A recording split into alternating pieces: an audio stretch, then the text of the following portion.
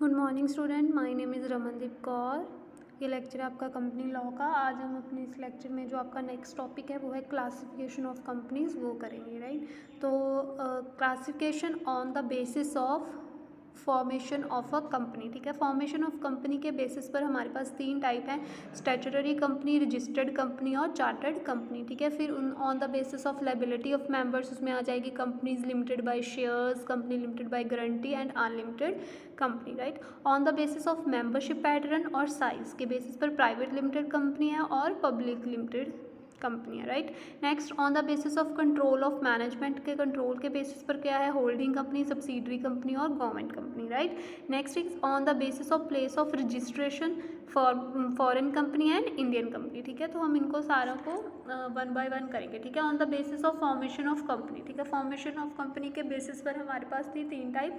First is chartered company, ठीक है। Chartered companies क्या होती हैं, जो स्पेशल चार्टर जो मुनराज ने दिया, ठीक है, उसमें जो रजिस्टर हुई होती है, इनकॉर्पोरेट हुई होती है, उनको हम चार्टर्ड कंपनी बोल देते हैं। जैसे कि ईस्ट इंडिया कंपनी होगी, स्टैंडर्ड चार्टर्ड बैंक होगी और बैंक ऑफ इंग्लैंड जो है वो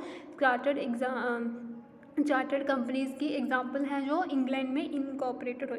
तो जो पावर्स होती हैं, जो नेचर होता है बिजनेस का, वो चार्टर्ड कंपनी, इन चार्टर्ड कंपनी का वो चार्टर के द्वारा डिफाइन किया जाता है, ठीक है जी। Chartered company has wide power, ठीक है। चार्टर्ड कंपनीज़ के पास बहुत सारी वाइड पावर होती हैं। ऐसी जो कंपनीज़ हैं वो इंडिया में एग्जिस्ट नहीं करती, right. Next is statutory company. Statutory company कौन सी होती हैं, जो स्पेशल एक्ट जो कि सेंट्रल और स्टेट लेजिस्लेचर ने पास किया उसमें उसके अंडर इनकॉर्पोरेटेड हुई हैं, that is called statutory company. जैसे कि reserve bank of India, state bank of India, industrial finance corporation, unit trust of India, ठीक है, state trading corporation and life insurance corporation जो है वो एग्जांपल हैं स्टैट्यूटरी कंपनीज़ की, ठीक है। इन कंपनीज़ का कोई भी मेमोरेंडम और आर्टिकल ऑफ एसोसिएशन नहीं होता, ठीक है जी। जो भी अल्टरेशंस होती हैं, ठीक है, अल्टरेशंस होती हैं पावर्स में कंपनीज़ की, वो एक अमेंडमेंट जो रेलिवेंट एक्ट में अमेंडमेंट होती है उसके थ्रू ही होती है।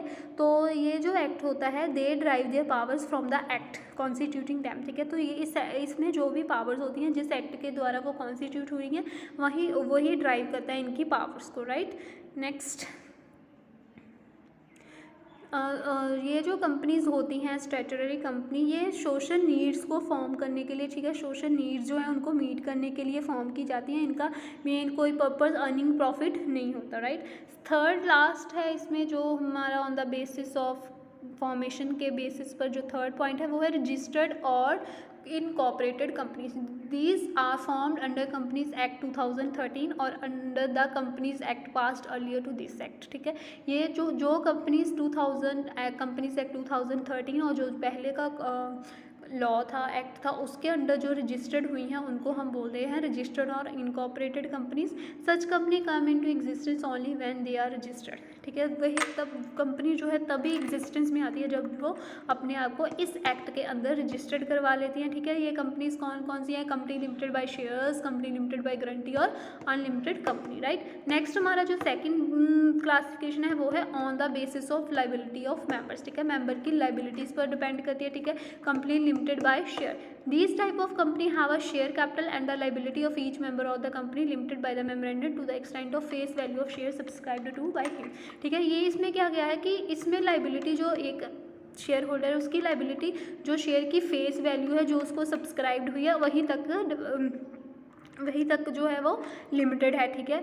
इसमें क्या होता है कि जब भी कंपनी एग्जिस्टेंस में होती है उसको वाइंड अप करना होता है तो मेंबर जो है उनको सिर्फ जो उन्होंने जो अमाउंट जो शेयर पर पे नहीं किया, जो रिमेनिंग रह गया अनपेड अमाउंट है जो उसने सब्सक्राइब किया, उसी को उसको पे करने के लिए क्या जाता है, बाकी वो किसी और के लिए लाइबल नहीं होता, right. Next is company limited by guarantee. ये भी मैंने आपको इस दिन फीचर्स में बताया था ना कि company limited by guarantee means के जब शेयर होल्डर प्रोमिस करता है कि फिक्स्ड मनी जो है स्पेसिफाइड मेमोरेंडम ऑफ एसोसिएशन में स्पेसिफाइड करता है, वही जो जब भी उसने डेट और पेमेंट्स लाइबिलिटी होगी कंपनीज की जब वो पे करनी है तो वो एक प्रॉमिस करता है कि वो ये फिक्स्ड अमाउंट जो है वो पे करेगा। तो जो अमाउंट जो उसने प्रॉमिस किया उसको हम गारंटी बोल देते हैं, ठीक है।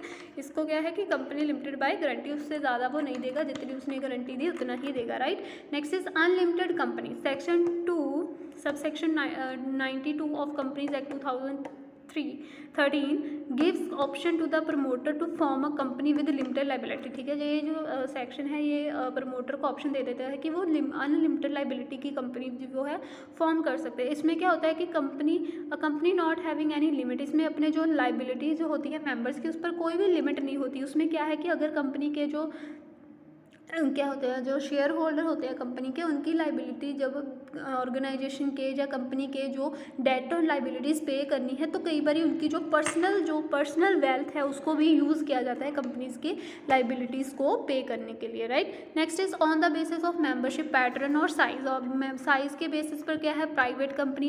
इसमें क्या है कि प्राइवेट कंपनी का मतलब क्या होता है, जिसकी मिनिमम जो पेड अप शेयर कैपिटल है वो 1 लाख से उससे ज़्यादा होगी, तो उसको हम प्राइवेट कंपनी बोलेंगे, ठीक है।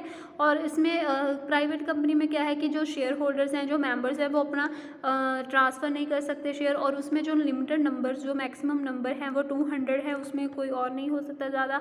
और वो क्या है, वो पब्लिक को अपने सब्सक्रिप्शन के लिए इनवाइट नहीं कर सकते। तो इसमें इंपॉर्टेंट फैक्ट है प्राइवेट कंपनी के, मिनिमम पेड अप कैपिटल जो है वो 1 लाख होगी, मिनिमम नंबर जो है मेंबर्स के वो 2 होंगे, मैक्सिमम 200 होंगे।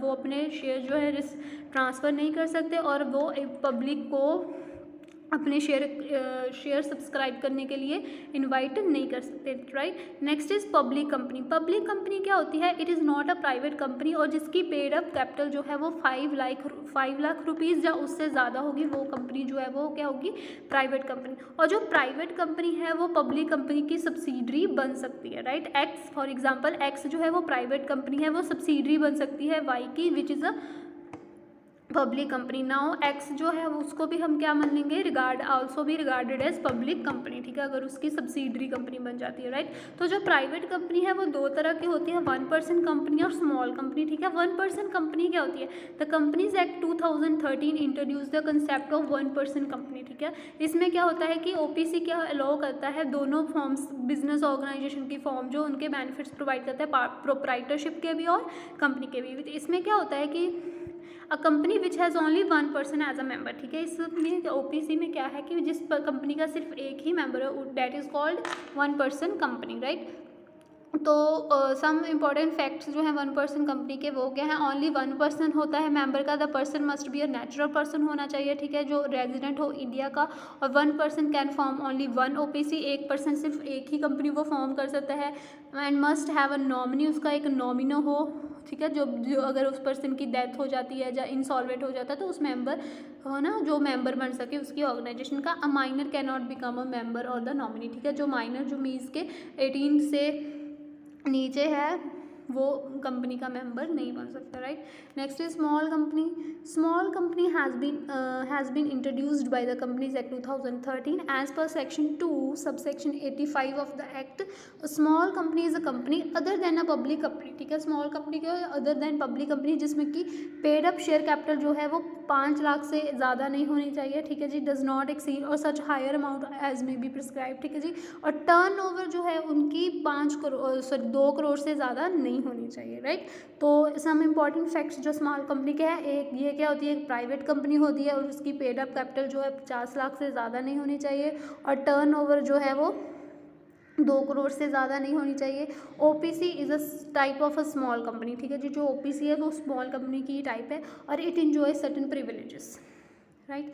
Next is on the basis of control of management, ठीक है जी, उस मैनेजमेंट के कंट्रोल के बेसिस पर कितनी कंपनीज हैं, 3, government, holding and subsidiary company, ठीक है। गवर्नमेंट कंपनी में क्या है कि section 2 subsection 45 define a government company as a company in which not less than 50% of the paid up capital is held, ठीक है। 51% से कम जो जिसमें कम नहीं होनी चाहिए, लेस देन 51% से नहीं, 51% उससे अब हो सकती, बट उससे कम शेयर पेड अप कैपिटल नहीं होनी चाहिए, जो सेंट्रल गवर्नमेंट के पास, जहाँ स्टेट गवर्नमेंट के पास, और जब पार्टली सेंट्रल और पार्टली जो है स्टेट गवर्नमेंट के पास होनी चाहिए, that is called government companies, ठीक है। मीन्स क्या है कि जिसकी शेयर 50% जो है पेड अप कैपिटल, जहाँ तो वो सेंट्रल गवर्नमेंट के पास हो, स्टेट गवर्नमेंट के पास हो, या पार्टली हो, हाफ सेंट्रल गवर्नमेंट के पास हो और जो हाफ जो है वो स्टेट गवर्नमेंट के पास हो, तो that is called government companies, right. Next is holding companies. Holding companies क्या होता है? Which is hold and control by other company, ठीक है। होल्डिंग कंपनीज मीन्स जिसको कोई दूसरी कंपनी आकर होल्ड और कंट्रोल करती है, उसको होल्डिंग कंपनी बोलते हैं। और सब्सिडरी कंपनी क्या होता है? Which is holded by other, जो किसी दूसरे के द्वारा होल्ड की, दैट इज कॉल्ड होल्डेड, ठीक है। कि होल्डिंग कंपनी क्या है? जो किसी दूसरी कंपनीज को होल्ड और कंट्रोल करती है, और सब्सिडरी जो है जिसको किसी दूसरी कंपनी ने होल्ड किया, राइट।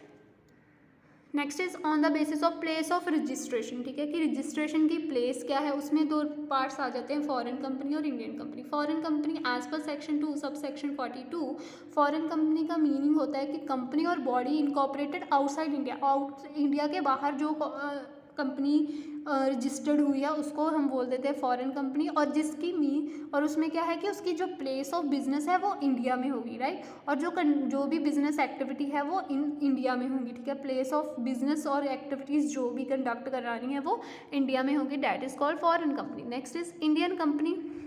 इंडियन कंपनी तो पता ही, जो इंडिया में रजिस्टर्ड हुई है, that is called Indian company, ठीक है। And Indian company is one which get itself registered by following the procedure enumerated in Companies Act 2013 and previous act, ठीक है। जो 2013 में जो और जहाँ प्रीवियस एक्ट जो है उसमें जो प्रोसीजर दिया है कंपनी को स्टार्ट करने का, अगर उसको फॉलो करती है, उसके अंदर रजिस्टर्ड करवाती है अपने आप को, तो that is called Indian company, right. तो स्टूडेंट ये था हमारा क्लासिफिकेशन ऑफ कंपनीज, ठीक है। अगर आपको किसी भी क्लासिफिकेशन में कोई प्रॉब्लम होगी तो आप मेरे से कॉन्टैक्ट कर लेना। Thank you class.